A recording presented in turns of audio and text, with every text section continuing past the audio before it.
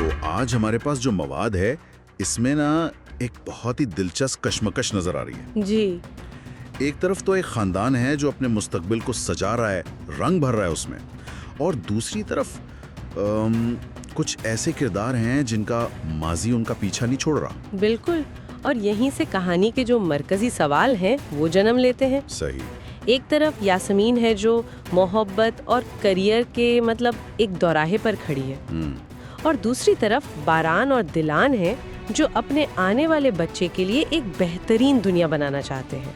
तो चलें सबसे रोशन पहलू से शुरू करते हैं, नए मेहमान की आमद से। हाँ, ये अच्छा है।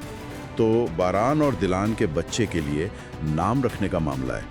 पूरा खानदान पुरजोश है, पर्चियां डाली जा रही हैं, फरहाद, बहराम, जैसुर जैसे नाम आ रहे हैं। बज़ाहिर तो ये बहुत खुशी का मौका लगता है ना? हाँ बिल्कुल। लेकिन अगर थोड़ा गहराई में देखें तो ये सिर्फ नामों की एक फहरिस्त नहीं है। हर नाम के पीछे ना एक खानदानी रुकन की ख्वाहिश छुपी है।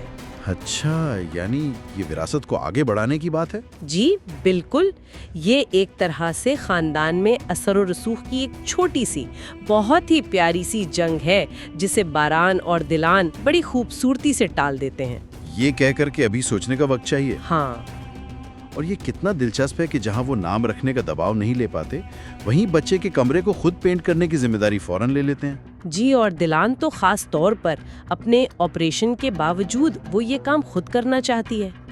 शायद ये कंट्रोल का मामला है, मतलब जिस चीज पर उनका इख्तियार है उसे वो पूरी तरह से अपनाना चाहते हैं। बिल्कुल, ये उनका कहने का तरीका है कि ये हमारी जिंदगी है, हमारा बच्चा है।